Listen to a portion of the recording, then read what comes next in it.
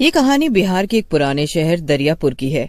यहाँ हर रविवार को लगने वाली एक छोटी सी संडे मार्केट होती थी। इसी हाट से थोड़ा बाहर निकलकर एक मोमोज का ठेला लगता था, जिसको विभा और उसका पति मोहन हमेशा आते जाते देखा करते थे, लेकिन कभी दोनों ने रुककर उस पर खाने का नहीं सोचा। इस औरत को देखकर तो लगता है जैसे कितने पैसे वाली होगी और बेचती मोमोज है। किसी किसी का मन करता है ऐसे काम करने का। जरूरी नहीं है कि पैसा नहीं है तो ही ये काम किया जाए। हाँ, वही मैं भी सोचूं। मार्केट अंदर है तो ये मार्केट से हटकर क्यों मोमोज बेचती है? इसको तो कॉलेज या स्कूल के बाहर बेचना चाहिए ये सब। छोड़ो, हमें क्या। और तुम भी क्या क्या सोचने लग जाती हो किसी के बारे में भी। चलो बैठो, घर चलते हैं। वो दोनों बाइक पर बैठ जाते हैं, लेकिन विभा मोहन के साथ बैठ तो जाती है, लेकिन उसकी नजर उस स्टॉल पर ही रहती है। वो ये सब ध्यान नहीं देती। मोहन समझ जाता है, बड़ी अजीब औरत है, जाने क्यों यहाँ ठेला लगाती है। और अगर पैसे वाली भी होगी तो कितने पैसे होंगे इसके पास? अब उसके बारे में सोचना बंद करके बताओगी क्या खाना है? चाउमीन ही खिला दो। और मैं नहीं सोच रही उसके बारे में। विभा के दिमाग में फिर भी वो लड़की आ ही रही होती है। रात को मोहन तो सो जाता है, लेकिन विभा मन ही मन सोच रही होती, कुछ तो बात है, कोई फायदा तो जरूर होगा उस लड़की को, तभी तो वो वहाँ मोमोज लगाती है।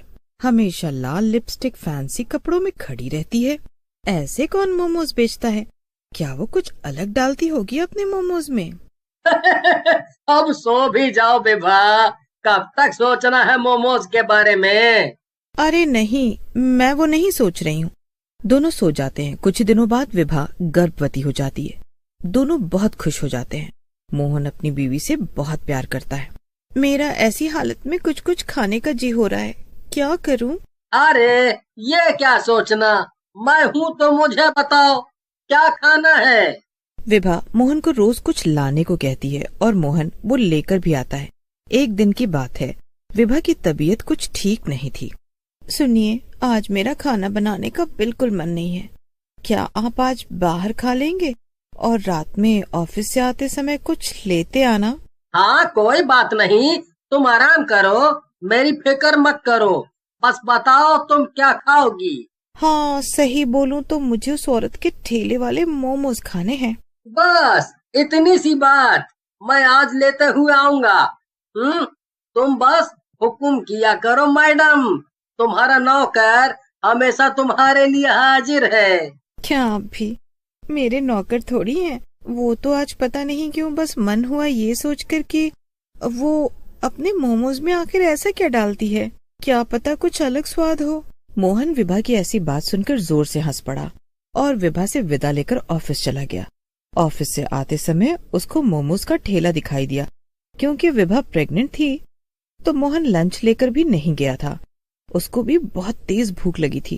क्यों ना जब तक ये मोमोज बनाएगी तब तक खा लिया जाए। एक काम करता हूँ, एक प्लेट यहाँ खा लेता हूँ, बाकी विभा के साथ खा लूंगा, इससे विभा को भी अच्छा लगेगा। मोहन ने सोचा, आज संडे मार्केट नहीं था तो मोहन ने देखा आसपास कोई नहीं था, सिर्फ वही औरत लाल ड्रेस में लाल लिपस्टिक लगाई खुद ही लेकर खा भी रही थी और बाकी के मोमोज गर्म करते हुए गाना गा रही थी, जैसे उसको किसी से कोई मतलब ही न हो और वो खुश हो। तभी मोहन ने धीरे से हिचकते हुए कहा, एक प्लेट कितने का देती हैं आप? मोहन को अपने पास खड़ा देखकर वो घबरा गई और जल्दी से प्लेट नीचे रखकर बोली, 1 प्लेट 60 की आती है और उसमें 12 मोमोज होते हैं।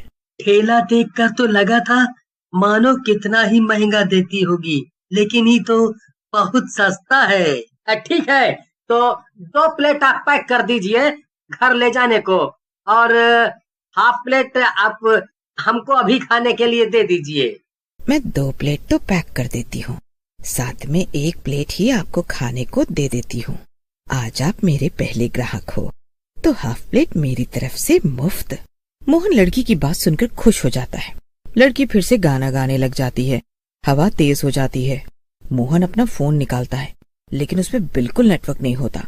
लेकिन लड़की, गुमनाम है कोई, बदनाम है कोई, मोहन उसका गाना सुनकर उससे पूछता है, आपको पता है क्या, यहाँ 1-2 महीने पहले एक लड़की ने 2 आदमी को मार दिया था।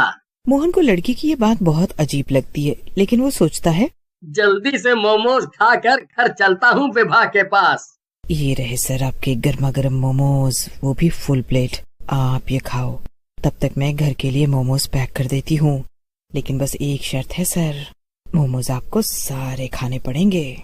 मोहन मोमोज लेकर खाना शुरू कर देता है। जैसे जैसे वो मोमोज खाता है वैसे ही वैसे उस लड़की का चेहरा डरावना होता जाता है। मोहन बहुत डरने लगता है क्योंकि आसपास कोई भी नहीं होता। क्या हुआ सर, खाओ ना, सारे खाने हैं आपको। अब उस लड़की की आवाज भी भारी होती चली गई थी।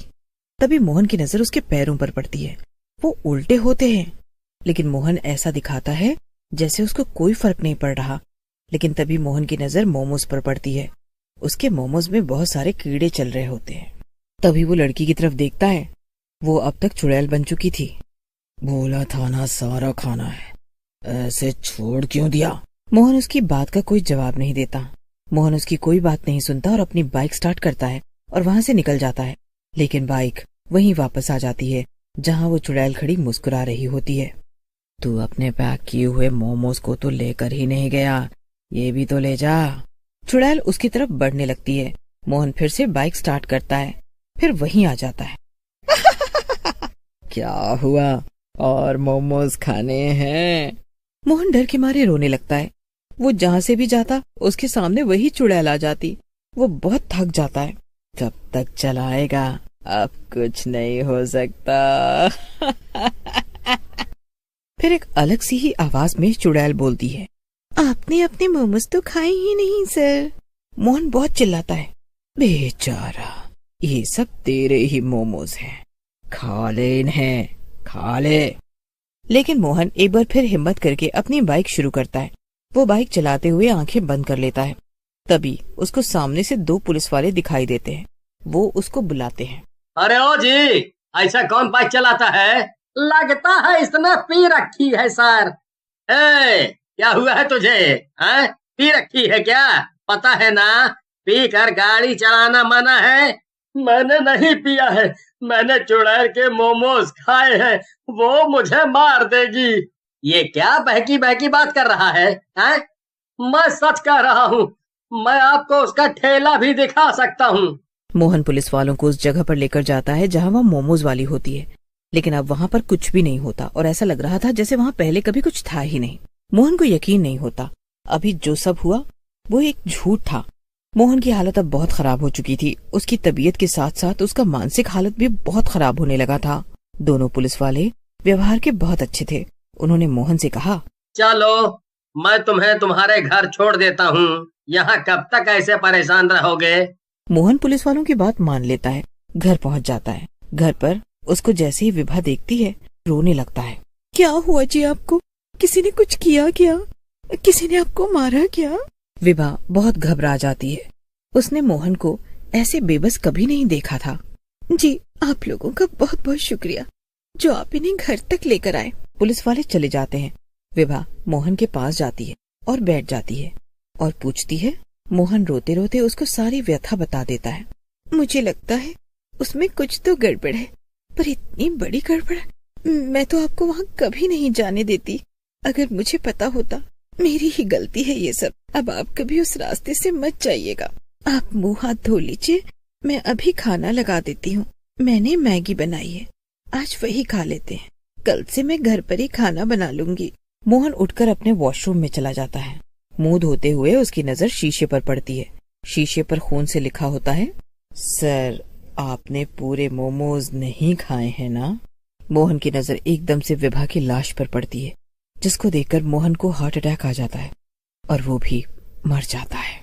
चुड़ैल का मकसद अब पूरा हो जाता है और वो जोर जोर से हंसने लगती है और फिर गायब हो जाती है।